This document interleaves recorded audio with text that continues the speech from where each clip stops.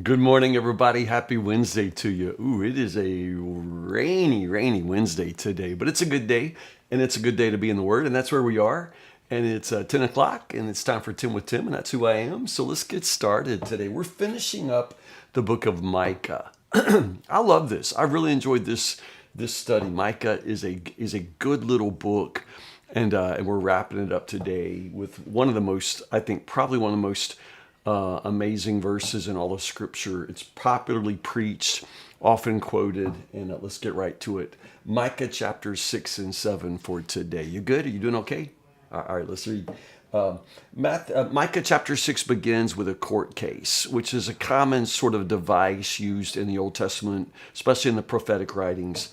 It's like there's an allegation, and so you call together the witnesses, you call the court into session, and pass a verdict. And in this case, it is the Lord who summons us in, and the mountains and hills are called to be witnesses. I love that because they've seen it all. You know, they've been here the whole time. The mountains, the hills, the earth itself, it's been here. It's been a witness, and so we're calling the earth to be witness.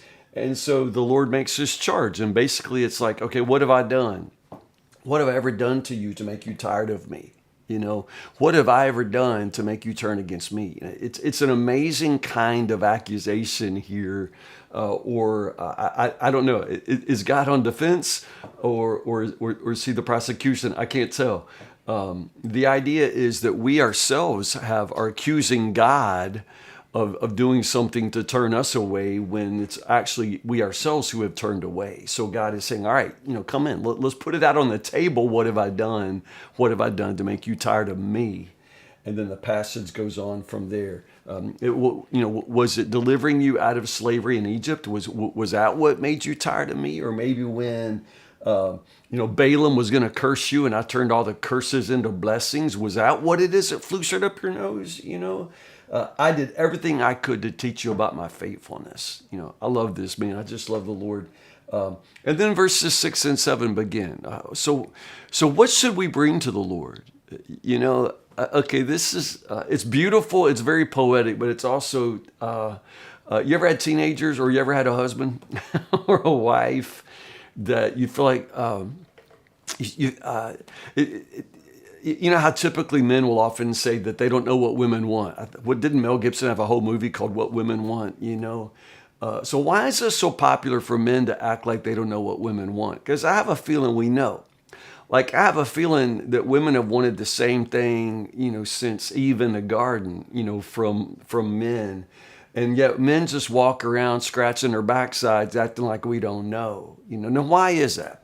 Why would we act like we don't know what our wives want when we probably actually do? And the bottom line is, if I admit that I know what's expected of me, then I am now responsible to meet those expectations. And so here in verse 6, the people are like, well, what can we bring to the Lord? What would satisfy him?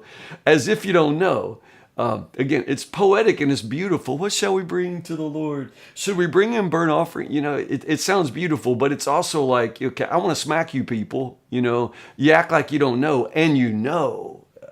Should we bring in burnt offerings? Should we bow before God Most High with offerings of yearling calves? Notice how they're kind of going through the options, and they're going from lesser to more valuable options. So like lesser to greater here. Burnt offerings, yearling calves. Thousands of rams, 10,000 rivers of olive oil, maybe our firstborn children, So it escalates quickly. But it's this whole idea of like, what would actually satisfy him? Like what offering can we bring?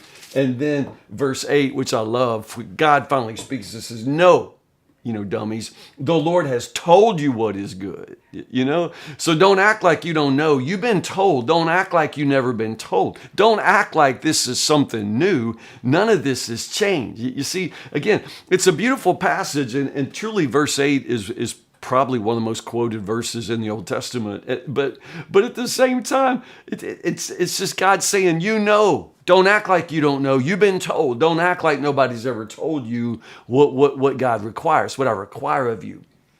three things. Three things. And the first two have to do with the way you treat other people. You know, I love God for that itself. God cares how you treat other people. So number one, this is what he requires of you. Do what is right. Do what is right. Act justly is the way it's often translated. Do what is right. It is a relational kind of instruction, which basically is telling you to do what is right. Do right by others. You know what I'm saying? Do right by others. It's not about you, and it's not about what you get out of other people. It's what you give other people. Do right by others. And then love mercy. Love mercy or love kindness. Notice how it's not just, we're not just being told to, act mercifully, or do a random act of kindness, That's not what it's saying. It's not a random act of kindness. No, you're supposed to love kindness, which means you're not going to be just occasionally make yourself do a random act of kindness. No. You love kindness, which means you would delight in every opportunity to show kindness to somebody. You're not going to pull a muscle trying to be merciful, because this is something that you actually love to do. You love cutting people slack. You love letting others go first. You absolutely love giving to others. So it's not just do it, act mercifully, gritting your teeth, showing kindness. No, you're supposed to love kindness, love mercy. And then finally, the third one is oriented toward God, and is to walk humbly with him. To walk humbly with the Lord your God. To walk humbly means this is an everyday relationship. It's not just, Christmas and Easter, or it's not just on Sunday morning if you wake up early and you feel like going to church. It's not that.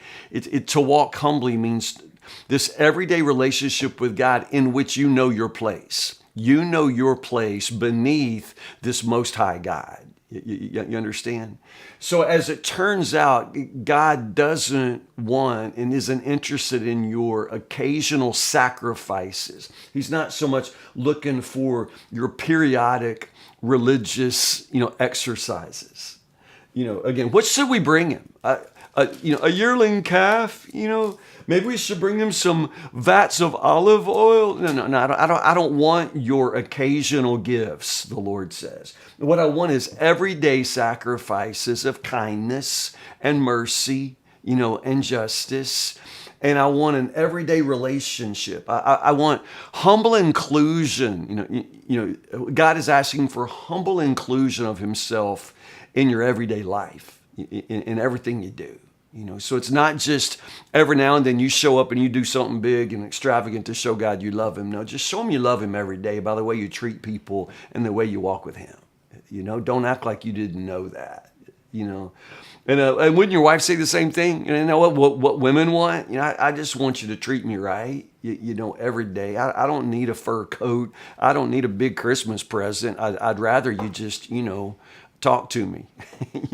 I'd rather you just, enjoy being with me, and this is the Lord. He's not asking for anything extravagant, and it's not like you didn't know that this is what he wanted.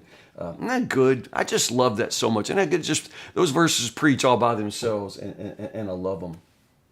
Goes on to talk about Israel's guilt and punishment and the end of that chapter. Let me get to chapter 7 before I run out of time.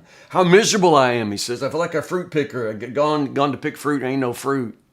We're talking about here the fact that he can't find any decent people, that there really are no godly people to be found in the world. I think that's interesting. They're all murderers. Both their hands are equally skilled at doing evil. You know how you can only do some things with your right hand or some things with your left hand? He says, no, they can do it with both hands. That they are so very adept at doing evil. People with influence get what they want. It's just long rehearsal of all the ways in which the whole world's going to hell in a handbasket. There aren't any godly people around. But then verse 7, as for me, and I love this, this isn't Micah the prophet or anybody else bragging on themselves. That's not what this is about. It's just Micah's way of saying, I don't care what everybody else does. It doesn't matter what the world does. I will look for the Lord. I will stand with him. I'm going with God. The rest of the world can go to hell if that's what they choose. but I plan to go with God, and that's what he's saying. That's what he's saying. I'll be patient as the Lord punishes me. I deserve it. This is my sin. But I'm telling you one thing, after that, I'm still going to stay with him because he's my only hope. He may punish me, but at the same time, he's the only one who can save me. I love that. And at the end of all this, my enemies are going to see that the Lord is on my side. I love that. Remember that was it a disco song? Gloria Gaynor back in the old days saying, "I will survive." I will survive. So this is Micah's version of "I will survive." He's just saying, I'm going to go with God. And at the end of all this, I might be the last one standing. But even if I stand all by myself, I'd rather stand with the Lord than try to stand with all the wicked people in the world who are not going to be standing at the end. I will survive. And that's kind of the song that he sings. Chapter 7 ends up in the way the whole book begins. Remember I said that there are these themes that Micah begins with and ends with, which sort of set the tone for the book. And it goes back to that theme of the nations. All the nations of the world will stand amazed at what the Lord will do for you. All the nations. So back to the theme of the nations. And then the last line, you will show us your faithfulness and unfailing love as you promised to our ancestors. So that promise to the ancestors and this witness before the nations is the way Micah begins and the way that Micah ends. And I love the prophet Micah. I love that. Isn't that good? So good. All right, here's what we're going to do. We're just going to finish up. We're going to finish up this year by Friday. All right. So we're gonna read through Friday this week, and then we're going to take off till January. All right. Can we do that? And so we're going to read the little book of Zephaniah Thursday and Friday, and that's all it'll take us, all right? So Zephaniah tomorrow, 2 chapters, Zephaniah 1 and 2, all right? Zephaniah 1 and 2 for tomorrow and for Friday, and then we'll take a break, and we'll come back in January, and I got a treat for you in January, y'all. You won't believe what we're going to read next. You're probably forgetting what's left, and I have saved some good stuff for the end, and we're getting toward the end of the Bible, so January we're going to something good, you all, but for now, it's all good. It's all good. But Zephaniah for Thursday and Friday, okay? Tomorrow, 2 chapters, 1 and 2, and I will see you in the morning, Lord willing, 10 o'clock for 10 with Tim. I love you guys. Have a good day.